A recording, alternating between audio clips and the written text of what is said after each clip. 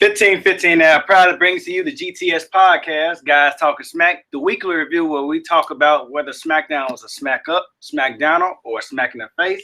This is your boy EJ the King. It's your guy J.Fields. And Smackdown Live took place this weekend. Atlanta, GA. ATL, shouty. We could go all day about this one. We could. Did you know? Did you know that the Atlanta Falcons blew a 25-point lead in the Super Bowl this year? You don't say. I'm just, Atlanta faction. I'm just, bringing up some things. Yeah, that sucks. Yeah. Man. But, yeah, that's all I got for Atlanta right now. But, we can also point out that, pretty sure it's in the review, but Atlanta is a home of the face that runs the place, the champ that runs the camp.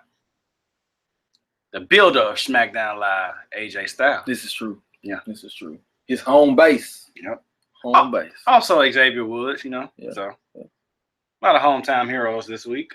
But before we get into the show, J.Fields, you got a match to watch for? Yes, I do. All right. This match comes from Insane Championship Wrestling, Fight Club, episode 36. It was the main event for the ICW World title. The champion, Trent Seven, I think you know that name. Yes, sir. Versus Pete Dunne, I think you know that name. And two other names that you may not be too familiar with, BT Dunne and Chris Renfrey. It was a fun match starting out because you had, of course, Trent Seven and Pete Dunne, members of British Strong Style. They were all trying to be the champion. And then you had BT Dunne and Chris Renfrey, who used to be friends, used to be tag team partners as well. So you had basically two tag teams or two former tag teams all going after the world title. And like hard-hitting, just standard British wrestling, like what you would come to expect. Really my first chance really paying a lot of attention to Chris Renfrey. I was familiar with BT Dunne. I like BT Dunne. But Pete Dunne did his thing. Trent Seven, everybody did their thing. Like hard-hitting match, like some really crazy spots. Like they did like a four-man Stone Cold Stunner at the same time. Like everybody hit a stunner at once.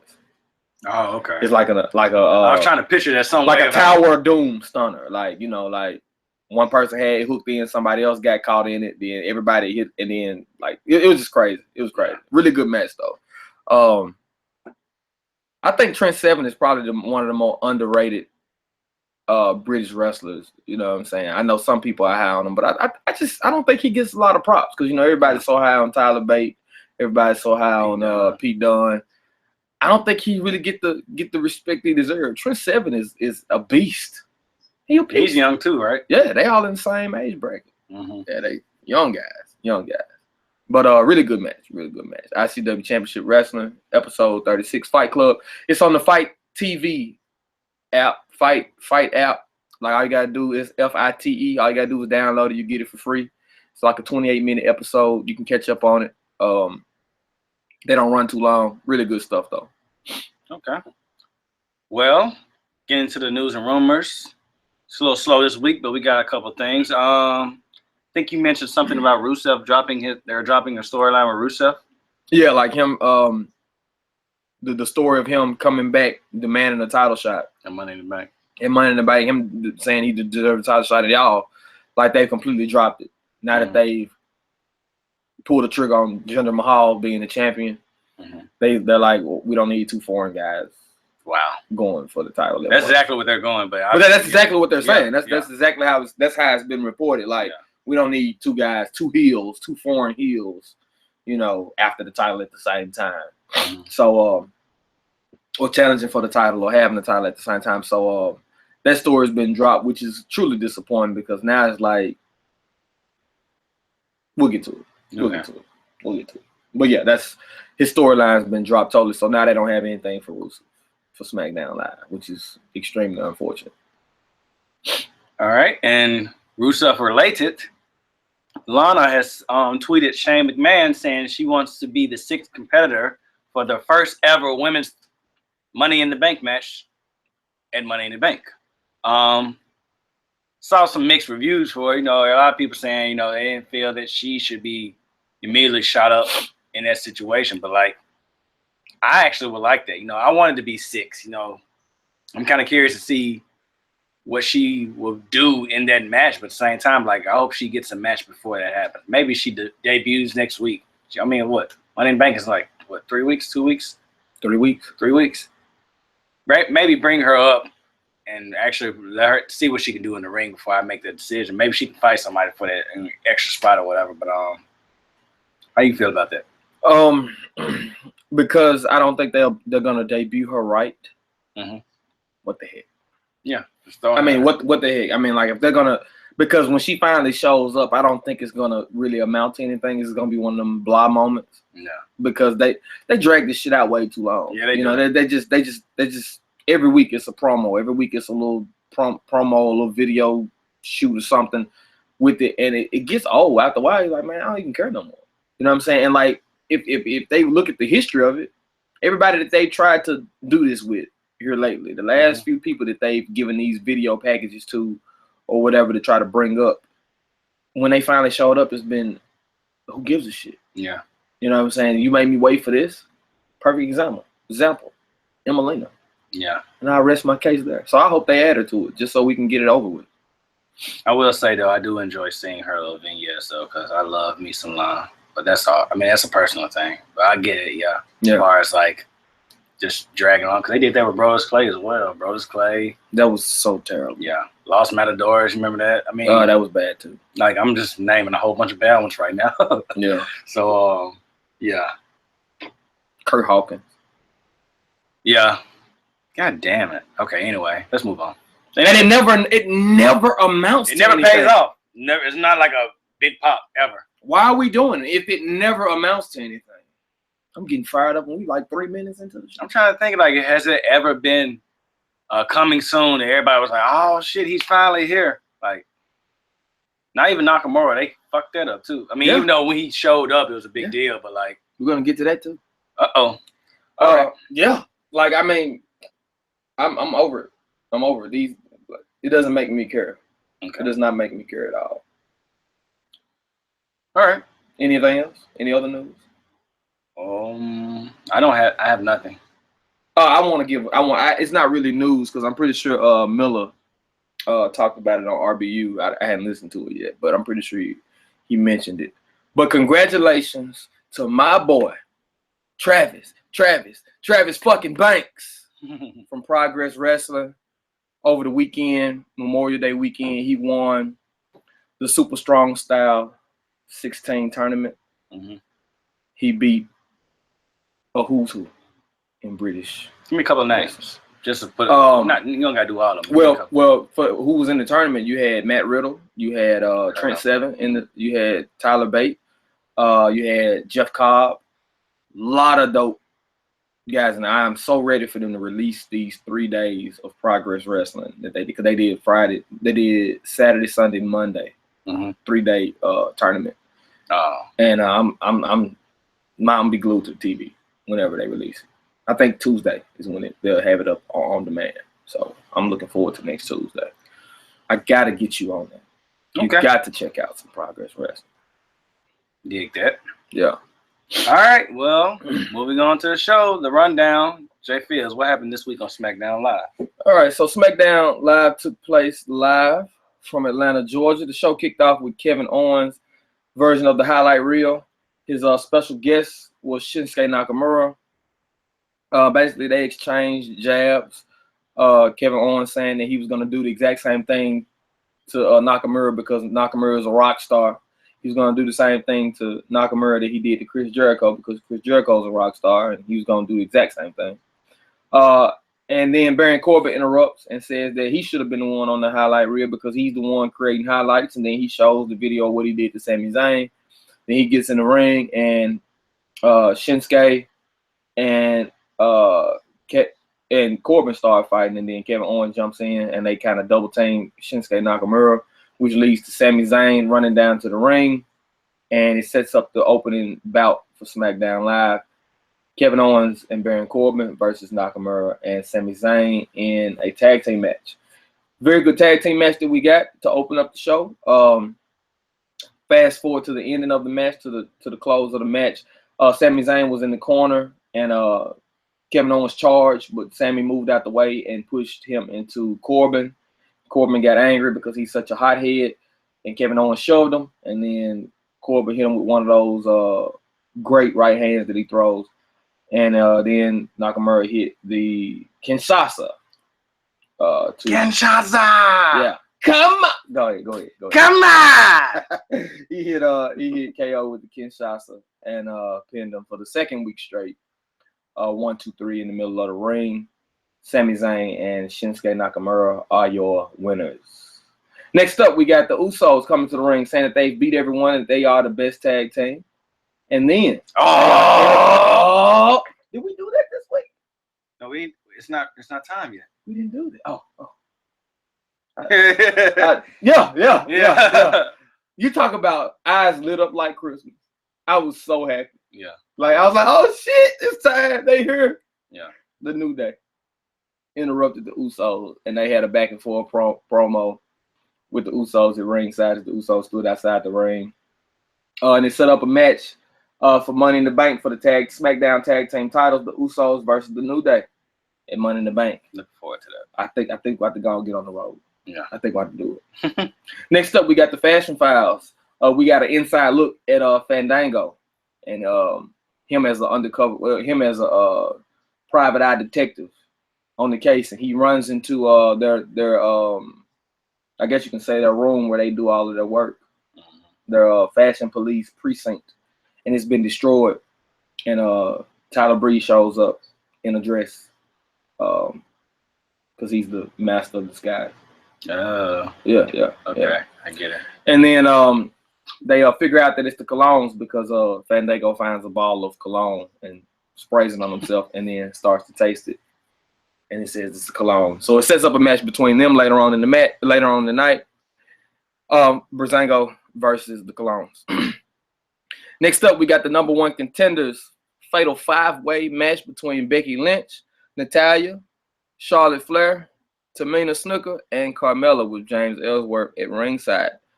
But the match did not get underway. The ref never call for the bell to start the match because they all started brawling before the ref could ring the bell. And they brawled all around the arena. I guess the biggest spot was the moonsault. Charlotte hit a moonsault off the top rope down to the floor on Tamina and Natalya. And Carmella and Becky Lynch were brawling and over the guardrail, jumped off the guardrail on each other. And then Natalya was powerbombed by Charlotte Flair through the announce table. And then Shane McMahon ran down to the ring and says, I see your fire. I see what you all are doing here. And he announces the first ever history in the making. The first ever women's Money in the Bank ladder match. Oh, joy. Between Tamina, Charlotte, Carmella, Becky, and Natalya at Money in the Bank to determine the number one contender for Naomi's title. Exciting. I'm very excited. Excited, because I thought they weren't going to do it. I'm just glad that we are the first to do it. First cage match. First Money in the Bank match. Mm-hmm. This is how you do it. I'm happy about it. This is how you do it. Yeah. Yeah. Next up, we got Breezango defeating the Colognes. Typical Breezango shenanigans here with the costume changes by Tyler Breeze, the water gun, the squirt water guns, but a really pretty good match. Filler, it did what it was supposed to do. Mm-hmm. Breezango picked up the victory, which is keeping them looking strong in the tag team division. Next up, we got a promo from Randy Orton. We'll talk about that here in a little bit. He basically says that he's he's coming for Jinder, that he shouldn't have never lost the title in the first place, and that he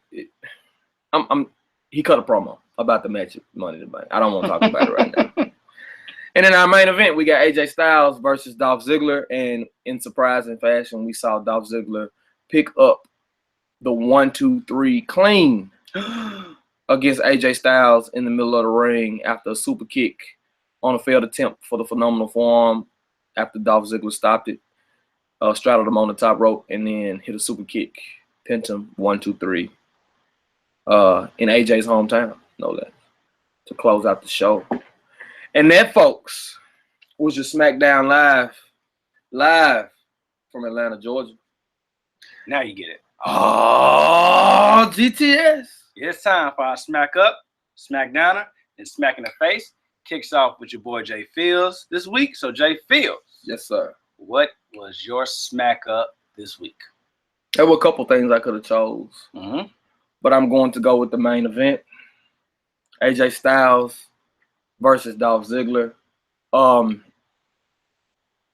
The fact that we had two guys given time that just sell. Like they just that's the type of wrestling I love. Where two guys that's gonna do everything they can to make the other guy look good. Them the kind of matches you go back and watch. Right. Like Dolph sold for AJ, AJ sold for Dolph. Like both of them hit big moves. Like really gave each other everything they had. They even pulled out a couple extra things that they don't normally do, like the DDT off the top rope. Yeah. You know what I'm saying? The jumping dope. DDT off the top rope on AJ. Like they fought a really crisp match. Like a lot of near falls and just really good back and forth action. Like we know AJ got plenty of moves. We know Dolph, can do his thing when in the ring with the right opponent. Right. He can have a really great match. So the main event for me was the highlight of the night because I didn't know going into SmackDown once I saw the tag team match, I was like, okay, what are they gonna do with the other two members of the Money in the Bank? Right. And they end up having a one-on-one. So I was glad to see it. I mean, like AJ Styles, Dolph Ziggler, anywhere in the world, any night of the week is a damn good match, and they delivered. And the fact that Dolph picked up the victory, I mean, shocking. I didn't see it coming. I went into it like it wouldn't really hurt AJ if he lost. Right. Exactly. I did the same thing. And I was like, it could happen. And then they in his hometown too. You know how Vince is about people winning in their hometown. They never fucking win in their hometown. Right. People always lose in their hometown. Sasha lost in her hometown. Bailey lost in her hometown. Like you when you're in your hometown, you don't win. Right. Ambrose lost in his hometown. You know what I'm saying? Like when you in your hometown, don't expect to win. Cena's lost in his hometown multiple times. In Boston when they come back to Boston, he don't win. CM Punk lost in Chicago. Like it just happens. You know what I'm saying? So I didn't really anticipate it going. I thought it could because I'm like, okay, well, it is AJ. But at the same time, I knew that they wanted to give Dolph Ziggler some credibility to make it seem like he fits in this match, that he belongs in this match. And what better way than give him the champ that runs the camp. Yeah. The house that AJ Styles built, put him in the house. And it was a damn good match. So what you think? Completing everything you said, I completely agree with. I too went in and said, man, because we was like, I think last week we was a little, in between wondering like why Dolph is involved in this match if he lost, and why a lot of people was involved in the match if they lost. But it would have worked. It would have worked better if we was more familiar with a successful Dolph Ziggler. So, but now that he got a big win over AJ Styles in his hometown, it kind of puts him not all the way up there, but puts him back like, okay, Dolph is somewhat of a threat. You know what I'm saying, to actually being a contender for the title. Even though we know more than likely, 99% of the time, that's not the way they're gonna go with it. Right. But, I love this main event. I mean, all the near falls. Like I said, you got like two of the top sellers in the business right now having a match. So I mean, like, it made it seem like it was a bigger deal than what it was. It was just a SmackDown match, but like, I enjoyed every second of it, man. Like, Like I said, we got 3 weeks of Money in the Bank. Ain't no telling what type of match they're gonna put on at Money in the Bank involved, with higher stakes and with the ladder and everything. But I think while we're on the subject of that match, I think I kind of get why AJ and KO are involved in this match somewhat. Not saying it's my whole reason, but like just so they can check it off, they listed they have been involved in the Money in the Bank because maybe this is their first and only Money in the Bank match they're ever going to be involved with. Right. You know what I'm saying? So I kind of set myself up to be okay with that. But back to the match on Smackdown. I mean, like great main event, great way to end the night, and many more things to come from this night. So yeah, I didn't. I wasn't angry about it. Right. But it's like I think if I had to say anything at all about it in the other direction would be the fact that they keep doing this with Dolph. Every time they put him in a match that we know he really shouldn't be in, they always have to give him a win or two like this to validate him being in the match. Whereas if you want to keep him there, just keep him there. Right. You know what I'm saying? We're gonna get to all of that later. Yeah. But if that's all with that, then we got through that fairly quickly. So EJ, your turn. What was your smack up this week? My smack up this week was the women's segment. Okay. The scramble, the fight, whatever you want to call it, the five-way match supposedly. Man, I loved everything about this. I love how it started off in the ring, even though it wasn't an official match. But I liked how everyone got some offense in, and I was actually surprised with Tamina. Like, that's what surprised me the most. Like, she looked like a badass. You know what I'm saying? Like, Like, she didn't look like Nia, but like her cousin, but like she looked like a badass. I mean, She looks like somebody who needs to be in that match now. At first, she felt kind of out of place, but love the Charlotte spot moonsault. I definitely love the Charlotte powerbomb on Natalya. I love Becky jumping off the barricade. I mean, it was just everywhere, man. It was just wild, and I love that whole involvement of everybody getting some in. Then also to top it off, first ever Money in the Bank match was made that night. You know what I'm saying? And it's like, Nia Jax tweeted, earlier this week or yesterday, I think it was yesterday, that SmackDown actually used use all the women on the roster every week. Unlike, she didn't say the unlike Raw, but, she said she really likes that, SmackDown does that, you know what I'm saying? Like, I think we praise that a lot every time we talk about the women's division. Like, everybody's involved doing something. They're in the mix. And it's not like a lot of times. Sometimes it's some stupid involvement, but everybody's working. Everybody's doing something, But, I mean, back to the subject matter is just, I love the setup with this, So, I'm just curious to see if they're going to give that 6th spot to Lana or possibly do something different and see if they're going to involve anybody else. But, like I said, overall, man, I kind of didn't want this match to happen anyway. And I'm kind of glad that it turned out the way it did. Yeah. You know what I'm saying? So, but, kudos to that creator for saying, hey, go out there and do that. Right. Yeah. They gave him time, and then like everybody was intense. Like it wasn't just like this little. It wasn't catty. It wasn't a catty brawl. It was like I'm trying to kill you type of fight. Yeah. Like T-bone suplexes on the floor. And getting thrown to the steps and stuff. Like, it was brutal. You know what I'm saying? It was like I'm trying to earn this spot. You know what I'm saying? So I like the fact that it felt meaningful. It wasn't just like, oh, I tackled you and we rolling around. It wasn't that. You know what I'm saying? So everybody, like you said, everybody got a chance to hit moves and everything like that. I'm excited for it. I think it's just gonna be cool to have a woman walking around with the briefcase now. Yeah, like that's just gonna be awesome to me. Because what do they make it like a little hand purse or something? I know, right? Like put a strap on it, you know what I'm saying? Yeah, like a satchel. Yeah, I think it'll be super cool. Like the fact that they'll be able to walk around with a briefcase, and it's gonna build up that intensity. I'm just interested to see who do they pull the trigger with. You know what I'm saying? Who do they give it to? Because this could be the opportunity to elevate somebody else, or the opportunity just to further solidify somebody that's already there. Right. You know what I'm saying? Like. Or turn somebody heel, turn somebody face. How could they go with it? You know what I'm saying? I already got in my mind what they can do with it. But I didn't even think about the briefcase whole thing. I just love that they're involved in the ladder match. I didn't even think about what they're fighting. The outcome, yeah. That would be dope. Yeah, walking around. I mean, they immediately go. Whoever cashed in on Naomi immediately gonna be a heel. Regardless. I mean, when there's an active money in the bank, and within the company, yeah, like I'm just on the edge of my seat. Yeah, I love it because that's like my favorite thing. Like I wish Raw would just have a Money in the Bank main event on Raw.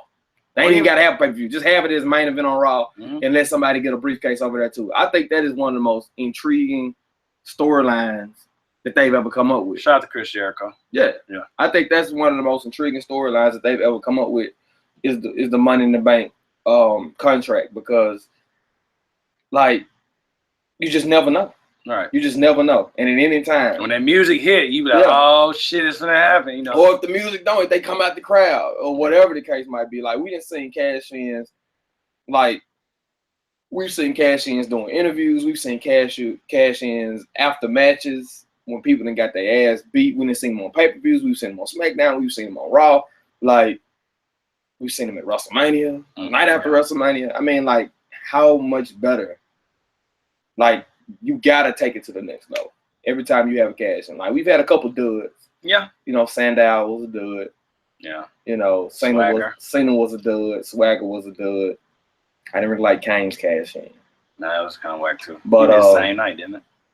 Yeah. Yeah. It's the same night. But Dean was exciting last year. Orton, I ain't gonna lie, Orton was exciting. Pissed me off though. Yeah. But it was exciting. Yeah. It was exciting. Miz. Yeah. Miz and Dolph are probably my two favorites. Yeah. Those are probably my two favorite cash-ins from the time. I think I like Edge's first cash-in. Oh yeah, Edge was, that's up there too. Top 3, top 5. You seen CM cash-in on Jeff Hardy, didn't it? No, he cashed in on Edge. And one time, then he won it twice? Who won it? I thought Edge won it twice. No, Edge beat Kennedy for it on Raw. Yeah. So he's won. CM Punk won it twice. Yeah. He did. RVD's was cool too. Yeah. Yeah. So yeah, can the women cash in on the dude? Come out there and pin on Jinder Mahal while he's laid up. Anything to get the bet off Jinder, huh? Yeah. Anything to get the bet off Jinder. You know what I'm saying. But no, it's all good. But yeah, I mean, it's gonna be interesting. And like Naomi's gonna be a target now. Yeah. And like that's gonna be cool. Hopefully they don't pull the trigger too fast with the girls. I'm not really worried about let it linger. I like it. Hopefully with the girls they can kind of build the anticipation for it. You know what I'm saying? Maybe it'll happen SummerSlam, Survivor Series, something like that. Maybe even not even SummerSlam because SummerSlam is kind of close. It's close, yeah. It's kind of close. Like a month away. 2 months away, yeah. So hopefully they build a little anticipation. You know, it goes for a little while before we actually get it. You know, but yeah, I'm excited as well. Equally excited. Okay. Well, you know, with great excitement, always a great downfall as well. This is true. So it's time to take that turn. So J.Fields, I ask you, what is your Smackdowner this week? My Smackdowner this week is the booking of Shinsuke Nakamura. They have got to stop letting him talk so much. NXT, he didn't talk. And if he did talk, he talked in a situation where he could be protected. You got him out here in the crowd, live in front of the crowd, talking. It doesn't work. You want to talk, you want him to say something, put him backstage. Do a pre-tape something. Yeah. Stop putting him out in the live audience, in a ring with the crowd around him, expecting him to be able to hit his paces and do these promos with people. He's doing the best he can. Yeah. But they just not working. Now I will say, Shinsuke's in-ring work since the debut against Ziggler has been superb. I'm very proud of the direction that his in-ring work is going. I didn't doubt that anyway. But these promos got to stop. Like, if that's your way of trying to get us to know about him or whatever, his English is just not strong enough. Right. It's just not strong enough. And it's like, why would you do that to him? Why would you do that to us? Maybe that's why they dropped the strong style. No. It's almost like, because he said something last night. I couldn't even figure out what it was. I don't even know what it was. I know just how. I didn't know what the hell he said. And don't do that to me. No, just don't do that. You totally just bombed on my joke though.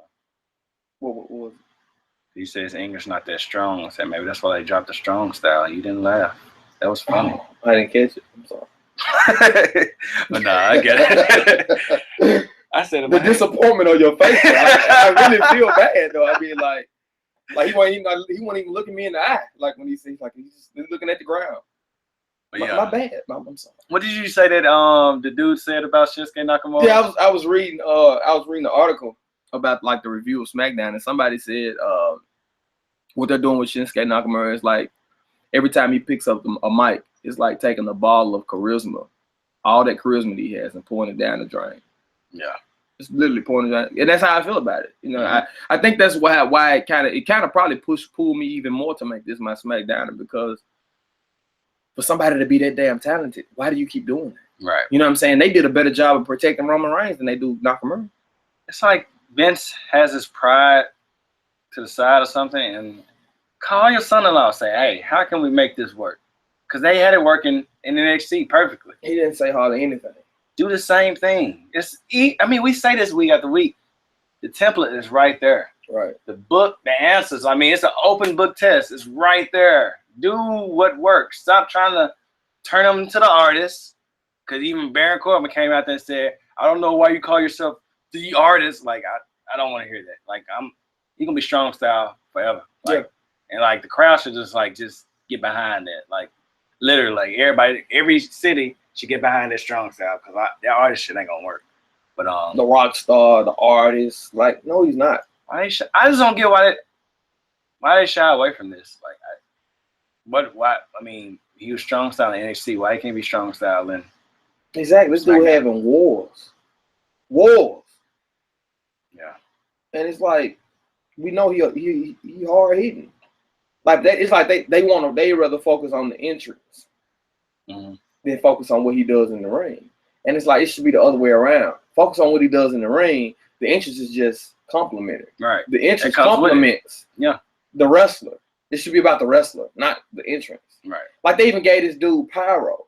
Yeah, I forgot about that part twice. Yeah, and that's the reason. That's another reason why I added it to my SmackDown. Like, what this Ryback shit? Yeah. This silent. You don't see no sparks. Nothing. Yeah. Just to get the sound of it. No, he don't need it. He doesn't need it. No. He don't need sparklers. He don't need silent. He don't need pyro, visible or none. He don't need anything. He don't need the extra lights. Just run what just run it the same way you did at Full Sail. Full Sail the way you ran it at Full Sail. Small ass crowd, Orlando, Florida, on a college campus. Just do it in a big arena. And it's done. You don't have to do nothing. I mean, they ain't do nothing extra with Finn Balor when he came up. You know what I'm saying? No. His entrance is exactly the same. Yeah. You know what I'm saying? So now it's becoming overkill. It's like, let's give him something extra. You know. Like, it's like it'd be the equivalent if they gave him the violin play every week. Yeah. Like, I don't want the violin play every week. Yeah. It's supposed to be for big events. But or if they gave Eric Rowan the triangle player every week. We gotta post that picture. And I've been wanting to be on there. Like, I'm like, where is this motherfucker at? Like, I want to post the picture. Playing the shit out that triangle. I had to lighten it up a little bit. Shinsuke, I love you, man, but I mean, they're not doing you like they ought to. You know, I just had to speak on that. I'm on your side. Yeah, I dig it. But nevertheless, what's your SmackDown? My SmackDown this week is Breezango. Reason being, I'm cool with the fashion files, but I'm just not digging this Master of Disguise thing and Tyler Breeze, walking around in dresses and dressing as a janitor and I mean, I understand that's supposed to be the comedy relief of SmackDown, and like I said, the fashion files, cool. I can laugh at that. It's backstage. But in the ring, I don't need him appearing with a dress and a wig on. Then, I mean, like, it's just too much for me. Like I said, that's why it's a downer. I'm not saying, I hate it completely, but, like, it's just the way they do it. Like, I don't want that involved in my matches, you know what I'm saying? Yeah. Using water guns and all that shit. I mean, I don't know. Maybe that's just me turning off my childish ways for a moment while watching wrestling. Because, like I said, I laugh and I giggle at anything, but, like, it's just like during my wrestling match, I didn't want to see that. It just kind of rubbed me the wrong way. Like I said, you have two teams in the ring that can give you a good match. Just give me a good match. Mm. Leave the comedy stuff backstage or before the match starts. Mm. If you would took it off and had the match then, I mean, cool, whatever. Right. That's what he gonna do. The Master of Skies, that's what he gonna do. But like, I just didn't like that part. It bothers me. I don't know why. It even bothers me at Backlash, and when he just constantly dresses up and does that too much. Mm. Do it on your promos. Do it on your gimmick. I mean, backstage segments. Just don't do it during a match. Right. I'm with you. I guess I'm okay. I'm okay with it because they're getting the push. Mm-hmm. But if not for that, I would be 100% in complete agreement with everything you just said. I mean, like, they're capable. Two capable individuals. Mm-hmm. You got a really strong tag team division. Let them do work.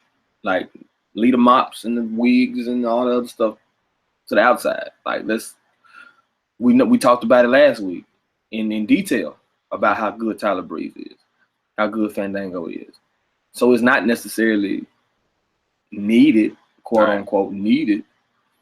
It's just something extra. You know what I'm saying? And I just don't want to see them fall into that when it gets dry, when it gets old. Mm-hmm. Because WWE has a tendency to run things in the ground. Mm-hmm. I.e. James Ellsworth. They shoved that thing just too far. They didn't stop it when they had the opportunity to, and they had to do something completely different with Ellsworth. Right. And Fandango, Tyler Breeze may not get another chance to try something else. Right. You know what I'm saying? So they need to make this work and try to sustain it for as long as possible.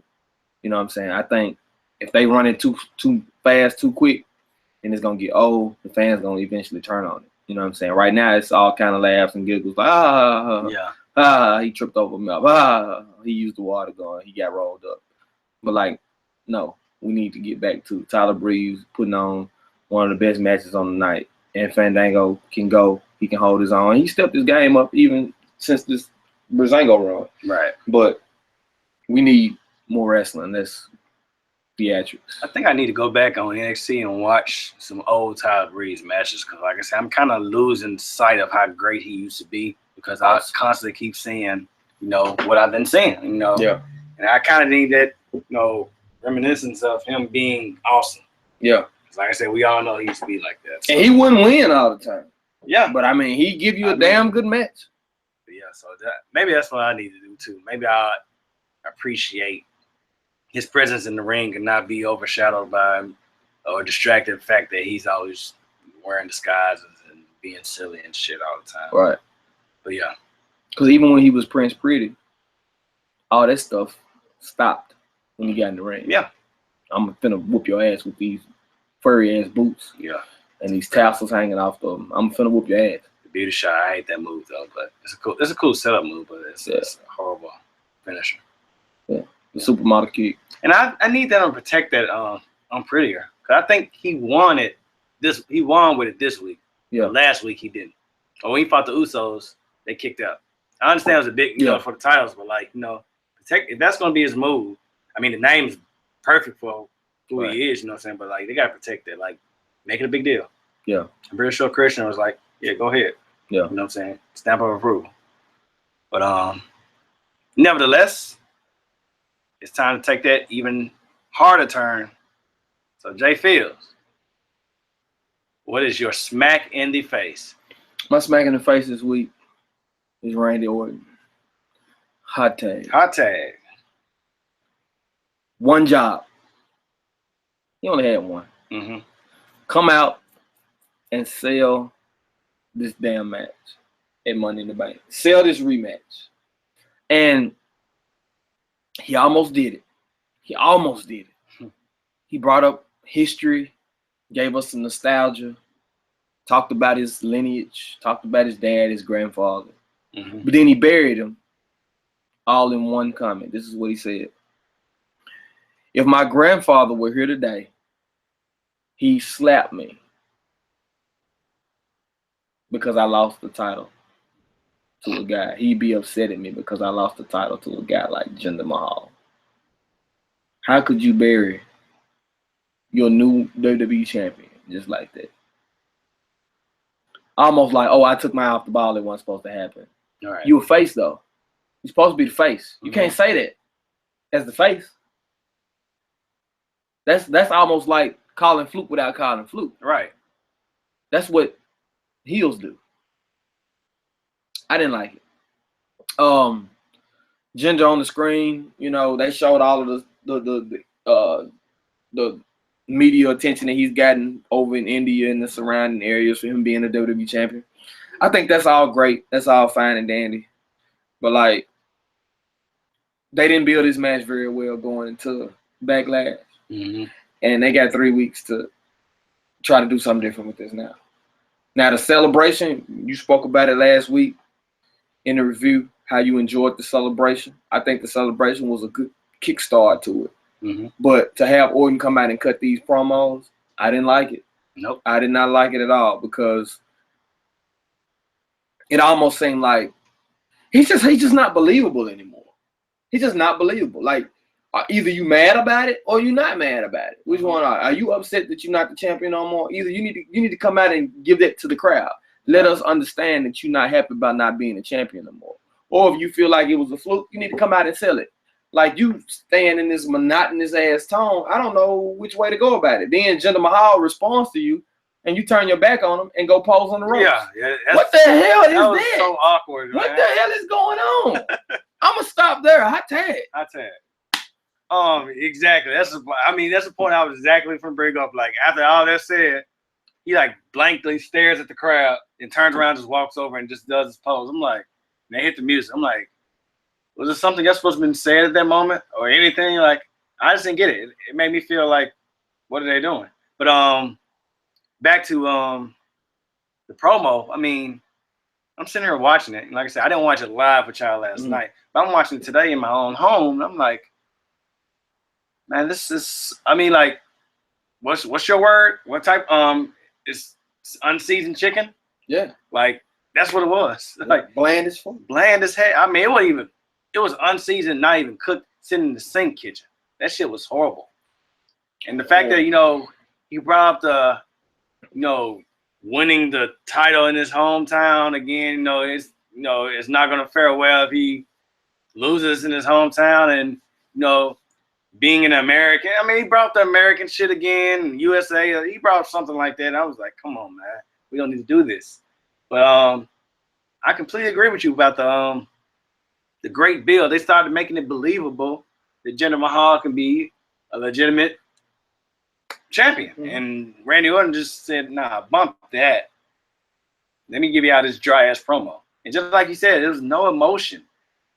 Like, either be upset or say, hey, that wasn't my best night, but I'm going to come back and get you. Mm-hmm. If he would have went that direction, you know what I'm saying, with the whole situation, it'd been fine. But, like, yeah, he was kind of seesawing back and forth trying to feel the crowd out and see which way to go. At the same time, most of the time, he was just coasting, sitting in the middle, just like, okay, I'm going to just play it cool, I'm going to let y'all know I'm upset, but I'm not going to show it to you. Right. You know what I'm saying? And, like, when he brought up the history about his folks and, his dad and all the other time about Harley races and all that type of shit, it's just kind of crazy. I'm like, the crazy part about it is that Shane McMahon did a better job of selling the match on Talking Smack than Randy Orton. Exactly. Yeah. How somebody that's not even in the match can sell the match better than you can? It's like, where is your fire for this shit? Like, do you not want to wrestle anymore? Like, where's the Orton that like brought the intensity, brought the energy that could elevate any crowd, that could be compelling, interesting to watch? Like, this Orton is just like boring as hell. I almost feel like he's doing this shit on purpose just because he know people like us and the internet fans and the smarks and the indie wrestlers are giving him shit right now. I really feel like that. It's like Orton never talks about his lineage. He never talks about his dad. He never talks about Harley Race, any of that. It's almost like that's why he's trying to validate himself because he's been catching shit from people.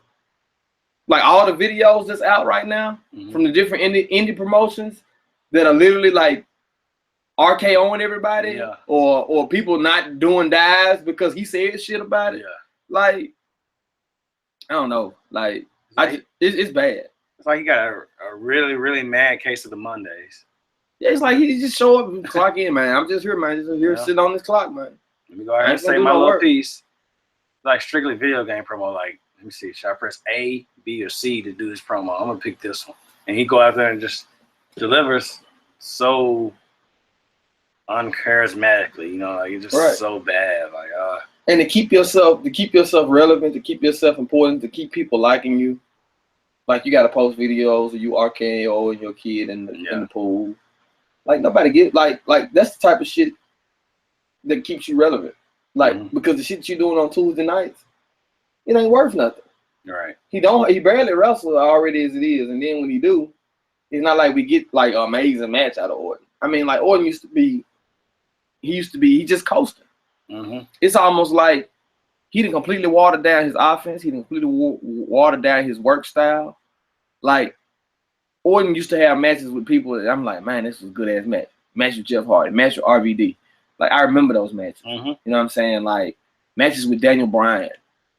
You know, when he was fighting against the Shield, Dean Ambrose. Even in the past year, Orton was putting on some really decent matches. And like he had energy. He seemed interested in what he was doing. Even the Bray Wyatt thing before it took that turn with the crucifix. Yeah.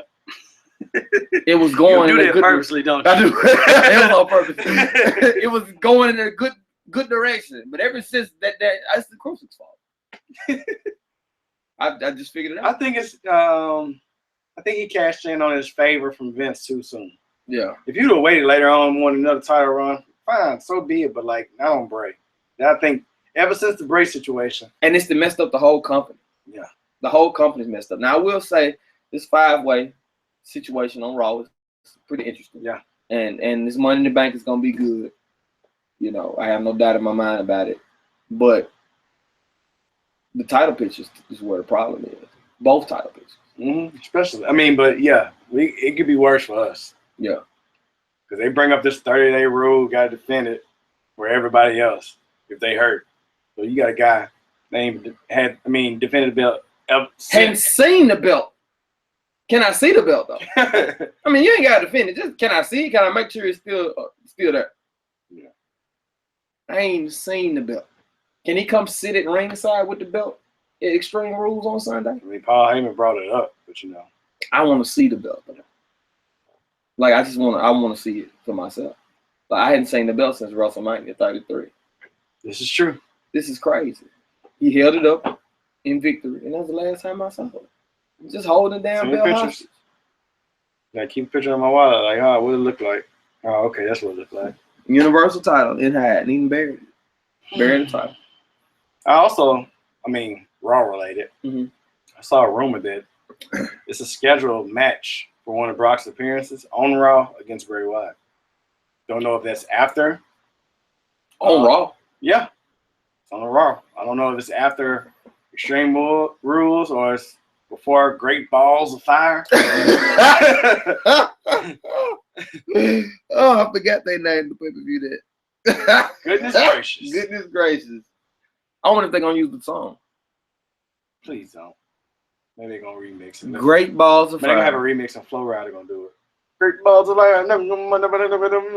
Okay. I hope not. I don't like that guy either. I know you don't. Because I'm ready to go. Mr. Worldwide. 305? No. Pitbull? Earth? No. No. Or Lunchbox Larry either. Lunch pail. Fuck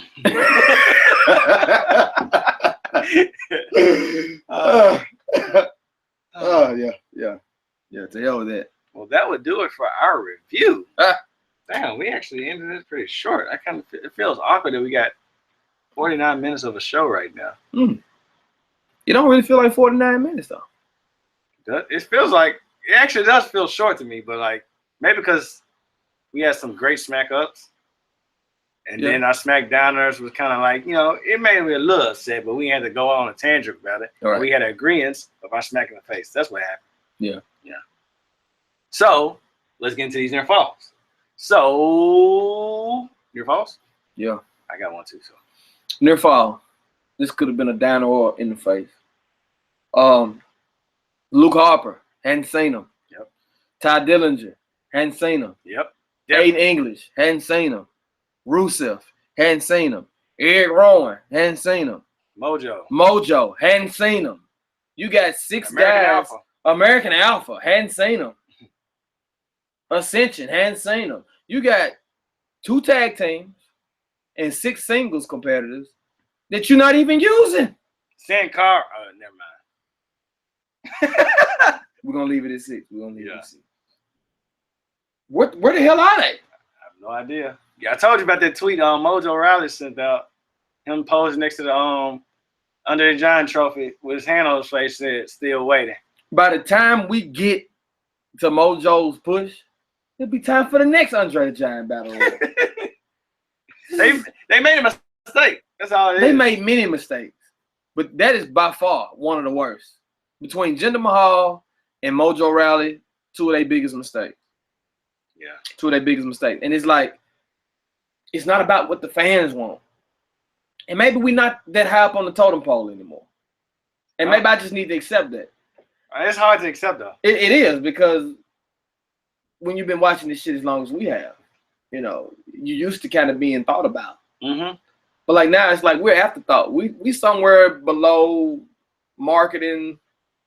We know what Vince wants is at the top. So Vince is at the top. What sales, merchandise, T-shirt sales. That's all you looking at. T-shirt sales. You got Vince. What Vince wants. You got T-shirt sales. Then you got markability. And then you got worldwide selling potential. And then we somewhere around 4 or 5 probably what the fans really want. And then, we probably like 6 because they look at what the casual fans want before what we want. Yeah, celebrities. Yeah, and then you got celebrities and media. You got your media attention. What's gonna get the most media attention? Then you got John Cena. You got to throw his punk ass in there somewhere, and then we fall somewhere 6 or 7. So it's really not about us, and that hurts because I kind of want to be thought about. Like I like to be thought about. Tommy Dreamer. Shout out to Tommy Dreamer on CM Punk shirt. Nice. I was just about to say that. I want this shirt. I want the second City Saint shirt. I'm gonna find you this shirt. That's the one that I want. If I can get this shirt, I'll be good. Yeah, be good. But yeah, I mean, you got that's 10 guys. That's 10 superstars on your roster that you're not even using. In any capacity. At all. Like, I mean, even though kind of no reference. I mean, yeah, Usos brought them up, but like American Alpha and stuff like that. But yeah, I mean, Ty Dillinger, come on, like where? He could have still been in NXT. If this is what you brought him up for, could he have not just stayed in NXT? He has the momentum, he has the charisma, he has everything, the whole package. The 10 chance was over. I mean, it's still gonna continue. I mean, it's over. And he's not even out there. That count to 10 when the referee counted outside the ring. What they saying? 10. I mean, like. But I mean, you had. It just go. I'm done. Okay. Well, I wish you would let me go first because I have a potential smack up. Okay. My potential smack up was the New Day and the Uso segment. Yeah. I love the. I mean, they're good friends anyway backstage, so I love the little back and forth they went. I mean, the Uso penitentiary and like we know what happened in the penitentiary. Mm-hmm. You know what I'm saying? They even brought up the Boondocks reference about the dude, the anal rape in prison. Yeah. I mean, he said, I likes him and I want him. And we do this the easy way at all. I mean, that shit had me rolling, man. And then Xavier was like, honey, no, that's so cute. You can imagine having your hoodie. Yeah, I mean, I miss those guys. I said that last week when we was on Talking Smacks and my show missed the New Day. Time away makes the heart grow fonder, though. You said wise words right there. Because, I mean, leading for me, because we didn't get a chance to talk about it much today on Raw. But, I mean, personally for me, watching them go through to get to that record, it was starting to dry out. Yeah. It started to kind of not feel the same. But they've been off, 2-3 months. You know what I'm saying? They back now. I'm like, okay, cool. You know what I'm saying? Here we are going to June. They just not coming back. They've been off TV since WrestleMania, right after WrestleMania. You know what I'm saying? So, and another thing I thought of as well, like, I mean, Smackdown, quote unquote, the land of opportunity. Mm-hmm. Who knows if they may do something extra with Big E. Push him out there, you know, or Kofi. Kofi, Kofi. Definitely Kofi. Yeah. Kofi. Let's say Kofi. Okay, let's say Kofi. Yeah. Let's say Kofi because Kofi been there and he deserved it. Yeah, put Kofi in that main event picture somewhere. You know, like I said, put on a great Jinder match. Mahal is the world champion. Yeah. Anything's there is no excuse. No excuse. No damn excuse why Kofi can't. I think somebody brought this up on the group one time about like, when have we ever had an African American WWE champion? Yeah. Not the WCW champion, not ECW champion. Not the world heavyweight. We talking about the title. The title. And the title that Hogan carried. Yeah. And like I said, you know, we haven't. No. Because, I mean, Rock is a half-breed. I mean, I represent him. You know, he one of us, but, you know, he half-breed. Like a full African-American Booker T type wrestler. But never got it. No. So never got it. And Booker T was the guy. Yeah. Because he was coming for you. Nice guy. Hulk Hogan, I'm coming for you. But yeah, we never got one. So I mean, and there's been people that have been up there that could have gotten it. You know what I'm saying? Yeah. But definitely Kofi though. Yeah. To have been multiple time United States champion, multiple time Intercontinental champion, multiple time tag team champions, to never probably even had more than maybe one shot at the title outside of a Money in the Bank. Like that's who should have been in the damn Money in the Bank. But we'll get to that. Who knows? Well, that's too late. I don't think they're gonna add nobody. But yeah, no, they won't add anybody. Because they got tag match too. Yeah. So but I mean, a Royal Rumble or something. I mean, like, it's not about. There's so many things I could go and talk about. I'm gonna stop myself. I'm gonna show some restraint. Okay. Show some restraint. Oh, this is a segment where we can talk. So guys talk wrestling. Yeah. On this segment, what do you have for us this week? Well, this whole, and I don't want people to think that I hate Randy Orton. I don't. I just think that he's not doing shit. Evolving. That he's got a set move set. He's got a set promo style. He's got everything is set in stone. He's not gonna change it. It's almost like old person. You know how people get old and you can't talk about anything. They're stuck in their ways. It's like, you know, you can do about it. You know what I'm saying? You just gotta live with it. I kind of feel like that's about Orton. So when I start this, I don't want the people that's listening to think that this is a dig at Orton. But if you've been paying attention to indie wrestling, if you follow into the wrestling news pages or rumor pages, there's been a lot of I guess you can say rebuttal on the behalf of the indie wrestling fans and the indie wrestlers. Wrestlers are just taking shots now, hitting RKOs in their matches back to back to back. Doing the pose, not going for dives, to stop going for dives, to get off the top rope and hit an RKO because Orton made the comment about dives. And I say all that to say, my question to you is that, and we can add other people in this too. You can add your Cena in, you can add your Triple H, you can add your Batistas, you can add all those guys in, people from that era. With the way wrestling is now, could these guys even get over now if they were starting out in the business today, doing what they do now or what they've done in the past? Could they get over today? Just coming in, debuting. Could they go to NXT and be over? Could they come up main roster, show up today on the main roster and be as big as they are now? Well, two parts to that. If they're coming straight to NXT as the character they are and debuting with the charisma they have now in NXT, I can see it work. Because, I mean, everybody that come through NXT doesn't have to do flippy shit. Not saying that's bad or good, you know, but everybody doesn't have to.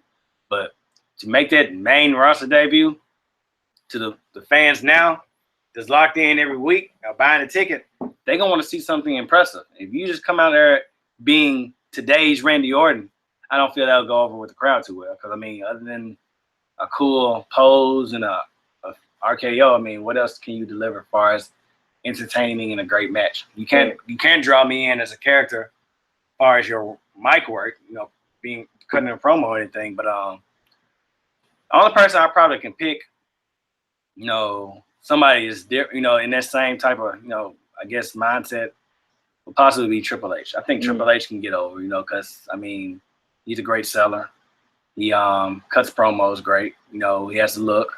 Good mind for the good business. mind for the business. Yeah. You know what I'm saying? And I even excluding as far as what we know about Triple H, what he can do for the business, like I feel like if that character came in time to play the game, like just debuted and like serious face, spitting the water out, coming in and doing like I'm just thinking of him as an NXT debut or a main roster debut, and being that character he is now, I think he was a get over. Like I said, he has the whole package. He doesn't have to do flippy shit. Right. But his style is aggressive. His style is, you know what I'm saying, manipulative because like he can do everything. I mean, he can switch styles up, you know. So I mean, I think Triple H would probably be the best out of our era who's still kind of active right now, who can make that Raw or SmackDown debut and say, "Hey, I like this guy. I might buy and stock to Triple H." Right. But I think Bobby Roode is the closest to that Triple H. Oh yeah, no doubt. Triple H character. I think he's kind of a blend between Flair and Triple H with how he is with the glories, with the robes and the elegance, the women. You know what I'm saying? Like all of that. Like don't hit me and all that. Yeah, like all of that. I think it just kind of plays to like a good mesh between Triple, because his wrestling style is more Triple H, and then his promo and before in and outside, it's outside the ring is more Flair. His inside the ring is more Triple H. And I think that's a really good blend. But I just don't think those guys could. I don't think outside of Triple H, because he's one of the ones that I wrote on the list. I think he could get over because he's a damn good promo. I don't know about Cena though. I think he probably be mid card, but I don't think people would really like him. You know what I'm saying? Him coming in now. I think he would have had to come in how he came in. You know what I'm saying? If he started today, if he started today, he would have to come in doing the rap thing, you know, the battle rap type of style. You know what I'm saying? Where he, you know, going after his opponent, you know, verbally and dissing them and stuff like that. Like as opposed to what he does now. You know what I'm saying? I don't think the people will be all into the Marine, you know, the saluting and the playing to the crowd. I don't think people will be into that. And even still, like, I'll take it a step further. Could they go outside of the company? Now, could they make other wrestling companies money? No. Yes, they could. I mean, I think they could make other wrestling companies money. But if they left today, they could go and make other wrestling companies money. But would it be just because of who they are? Yes. Or because of their talent level? Okay. Yes. I was waiting to you too. But yeah, I mean, that's exactly what I feel. I mean, I said the little indie wrestling that I do observe and watch, I mean, I don't really see their style fitting in with that. I mean, y'all more familiar with the indie style than I am, but like, I can't see a character as John Cena getting over with an indie crowd in that aspect. You know, like I said, once again, I mean, not all indies is flipping shit, which we all know. Right. But at the same time, it's like, what can you deliver to make you a draw? You know what I'm saying? I don't feel, John Cena could cut a promo, but like they really don't focus on that on indies as much. You know what I'm saying? How many matches can you carry by yourself other than having a person who in the match involved with you carry you? And like I don't feel that's where another. And like I said, this is not just me just hating on John Cena, even though I hate him. You know what I'm saying? But at the same time, it's I hate him too. You know what I'm saying? It's just like, what can you make interesting? How can you draw me in? I don't feel he has that because, like I said, his character developed and kept turning, and everybody kept, starting to get behind it. Then people started falling off. You know what I'm saying? So it wasn't like something that evolved with the company and got better. You know what I'm saying? But once again, I mean, making that transition over to ROH or Progress or anybody, I just don't see John Cena being that big deal if he was to debut then. Even Randy, honestly, Randy Orton, like, he has to look for indies. He can be that indie type, but like at the same time, your style is not gonna mesh well with those other guys because they're fast paced. Not all flippy time, once again, not all flippy shit, but like they're more involved. Shows emotion in their matches and everything. Gets you drawn in. I don't feel like the last time I was emotionally invested in a Randy Orton match was probably when he kicked Vince McMahon in the head or kissed Stephanie and, kind of did something dramatic like that, during a match. But, like, when he's out there now, it's just like, start pounding the ground, do the RKO so we can move on, And it's funny because, like, like one guy that I feel like today, because of the evolution of somebody that I didn't like, that was a product of WWE, was Sheamus. Mm-hmm. Really wasn't a fan of Sheamus. Like, he was okay. He could have a decent match. But like Sheamus today, Mm-hmm. like you take him and Cesaro, put them in RH. You take him and Cesaro, put them in New Japan. Yeah. Like, they could easily go over there and do work. Mm-hmm. As is. You know, they could go over there as they are right now and be over. I have no doubt in my mind of that. Right. You take Seth Rollins, you take a Dean Ambrose, easily could go anywhere and do what they do. Samoa Joe is pretty much the same guy. He's been all over the place. Eric Young, same guy. He's been all over the place. Bobby Roode, same guy. He's been all over the place. Those are the kind of people that have the potential to go, that can be in any company and be a main draw in any company. Mm-hmm. You know what I'm saying? The fact that Bobby Roode is the NXT champion, beat Nakamura twice, beat Hideo Itami. The fact that Drew Galloway left, you didn't even realize the talent that you had. And now he's back. And the fans and everybody that just on the indie scene, because this ain't WWE fans that's cheering Drew Galloway. Yeah. Let's just be clear about that. Bringing a new fan base over. This is his British fan base. This is the TNA fan base. This is the indie wrestling fan base. The Evolve fan base that, like, damn, Drew Galloway. Galloway. Dude's name was buzzing. Yeah. Buzzing. He brought them fans over. The folks that's chanting Drew. Them the people that's got him over. Not the 3MB fans from WWE. Right. Not the folks that was watching 3MB. Not the folks that was watching The Chosen One. Right. When he was Intercontinental Champion. Yeah. Because people weren't high on him then. He was good, but people weren't high on him. But this Drew Galloway, yeah, he did this based off the indies. But the crazy part about it is, he got the same size, same build as a Randy Orton or a Big Cass. But he over. And a lot more over than Orton on the main roster or anybody else that got the same look or the build or whatever. Mm-hmm. Drew Galloway is not supposed to be over because of how he looked. And because he's already been there. For him to go off and leave and come back and be more over than he was when he left, that ought to say something. Cody Rhodes, killing it on the end. Now they figured it out. They know they fucked up with Cody. Yeah, killing it on the end. I bet they on their phone. Should have been a world champion by now. Mm-hmm. Should have, honestly, no, nothing against Sandow. Should have won that Money in the Bank that year. Oh yeah, no doubt, easily. Or won the match. I mean, yeah, it should have been his moment, but like, or took that briefcase from Sandow somehow. That's when Orton, and that just goes back to what I was saying about Orton. That's when Orton was interesting. When Undashing and Orton was having a feud, mm-hmm. the no DQ match they had on Smackdown, one of my favorite matches of all time on Smackdown, period. Mm-hmm. Like, that match was damn good. Like, and I was always a big Cody fan anyway. Like, but when they did the whole Stardust thing, you probably remember me saying, I probably said it on the podcast at the time. So I'm like, damn, Cody needs to break his nose again. Yeah. So he can go back to Undash. Because that's my favorite. That was the best Cody we had. You know what I'm saying?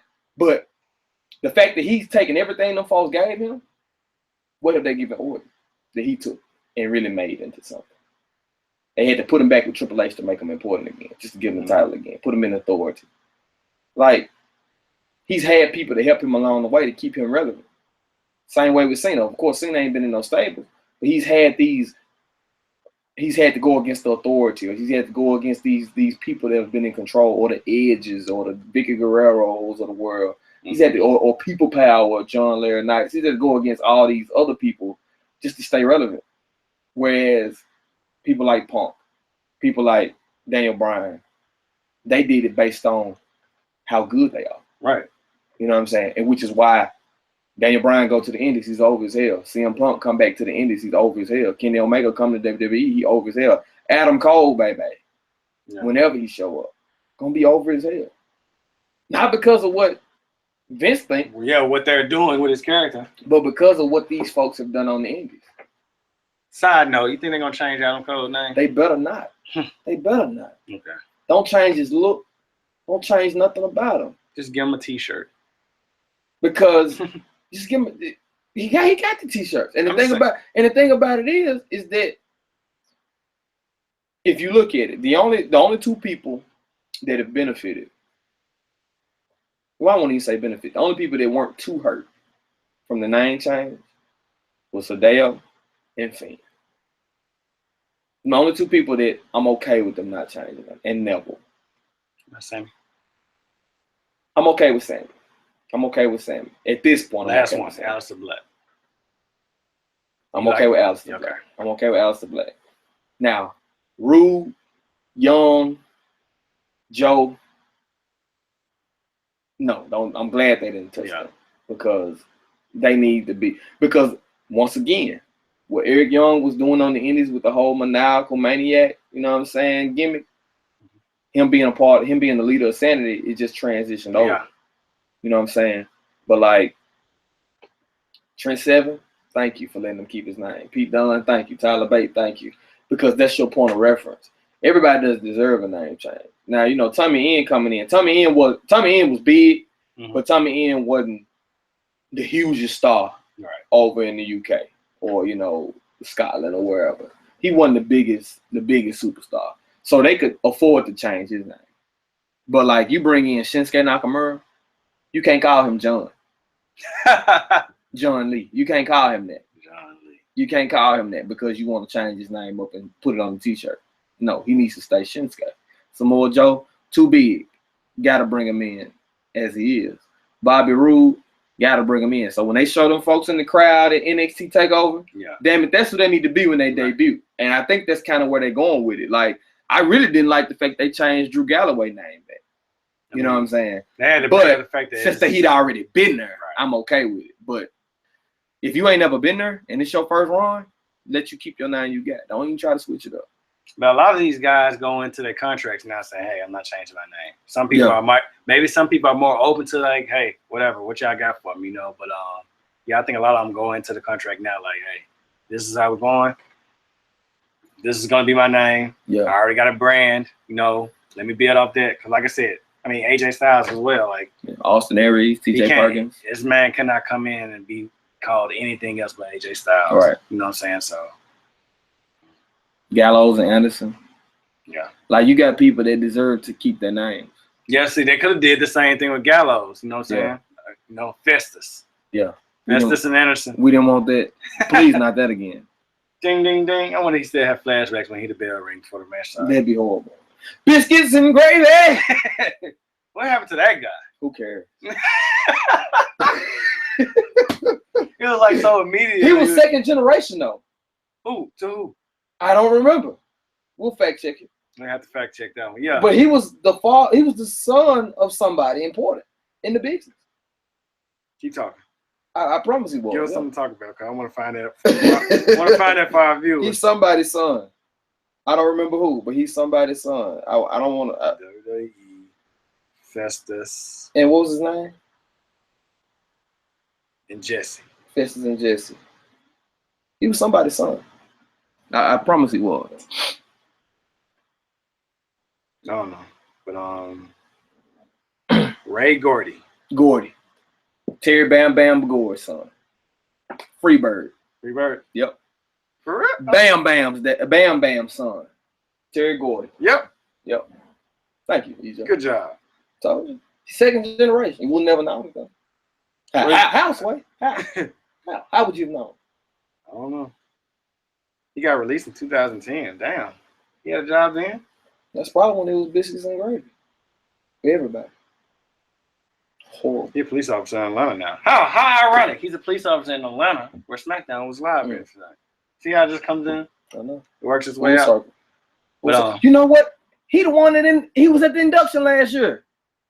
That's who it was, Jesse. He must cut his hair and everything. Cut his hair and everything. Then he looked like he used to wrestle. He inducted his dad into the Freebirds last year. That was him.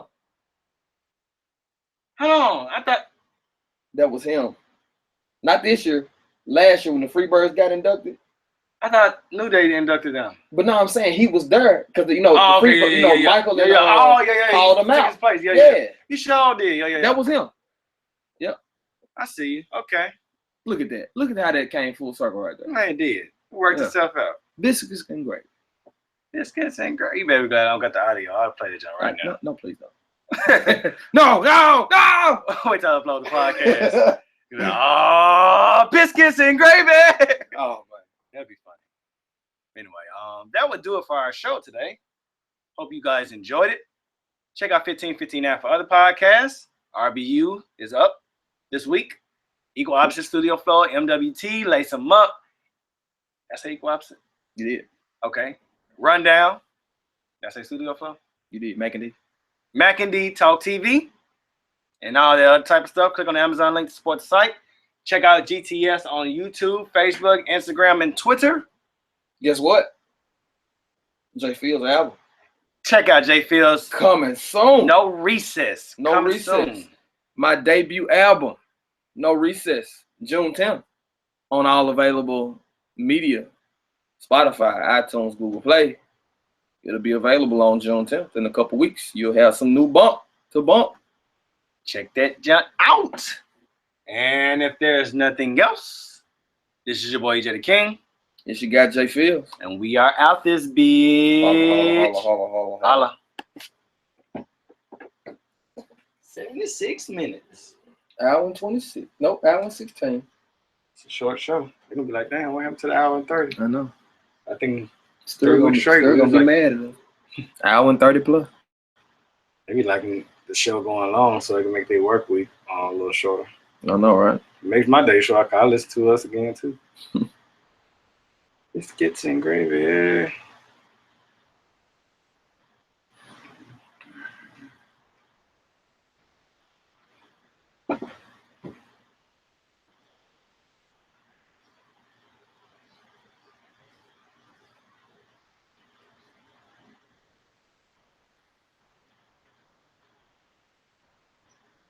I'm probably going to upload tomorrow.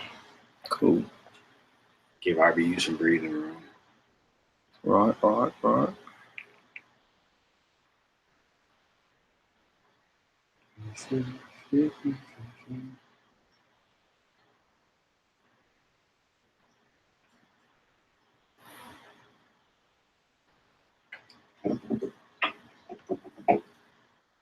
Man, we got basketball tomorrow. Thank God. Seems like it's been forever. All right. It's been the longest week ever. This motherfucker sexy as hell to me. I don't know why. Her? Yes. Who is she? I don't know. Like, she got like a lot of promo going on for this show coming on. Like, she had this one part. She was eating the salad. I don't know why the fuck that motherfucker. She looks so damn sexy. You know what her name is? She played, and I can tell you, like, she played, you remember Step Brothers? Mm-hmm. Remember the one Will Ferrell was his psychiatrist or whatever? And he ended up being with at the end of the movie. Like, he was trying to, that's her. But in these promos, she be looking fine as a motherfucker. Like, damn. Sexy motherfucker. Sexy motherfucker. Deadpool.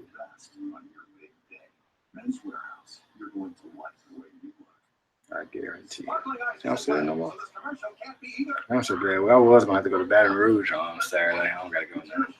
Are we all linking up Are we linking up Sunday? Extreme Rules. I don't know. Let's see. I'll let y'all know. Maybe be last minute. All right. My in-laws will be in town. Kennedy's recital. When is it? Saturday. Afternoon. Dance recital? Mm-hmm. So how about I didn't stop the broadcast?